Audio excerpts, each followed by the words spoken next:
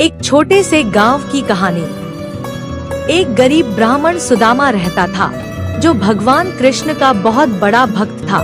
लेकिन उसके पास खाने के लिए भी मुश्किल से कुछ होता था और उसकी पत्नी एक दिन बोली कि आप द्वारका जाकर अपने मित्र कृष्ण से मिलिए, शायद वो आपकी मदद करें। सुदामा को यह बात अच्छी नहीं लगी, क्योंकि वह भक्ति को व्यापार नहीं मानता था।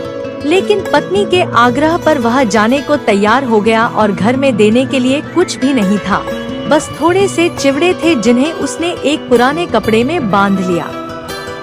सुदामा कई दिनों तक पैदल चलता रहा। धूप, भूख और थकान के बावजूद उसके मन में सिर्फ एक ही नाम था, कृष्ण। और जब वह द्वारका पहुंचा, तो महल की भव्यता देखकर चौंक गया। जैसे ही भगवान कृष्ण को पता चला कि सुदामा आए हैं, वह नंगे पैर दौड़ते हुए बाहर आए। उन्होंने सुदामा को गले से लगा लिया और अपने सिंहासन पर बैठाकर खुद उनके पैर धोए। महल में सब लोग यह देखकर आश्चर्यचकित रह गए।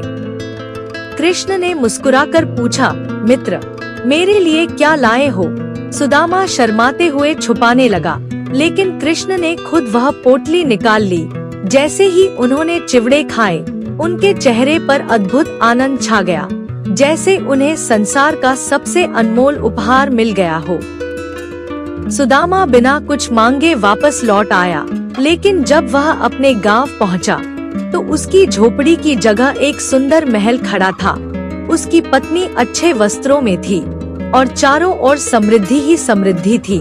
भगवान को धन नहीं, सच्चा प्रेम और भक्ति चाहिए। ऐसे ही और वीडियो देखने के लिए मेरे पेज को सब्सक्राइब करें। एक छोटे से गांव की कहानी। एक गरीब ब्राह्मण सुदामा रहता था, जो भगवान कृष्ण का बहुत बड़ा भक्त था। लेकिन उसके पास खाने के लिए भी मुश्किल से कुछ होता था और उसकी पत्नी एक दिन बोली कि आप द्वारका जाकर अपने मित्र कृष्ण से मिलिए, शायद वो आपकी मदद करें। सुदामा को यह बात अच्छी नहीं लगी, क्योंकि वह भक्ति को व्यापार नहीं मानता था।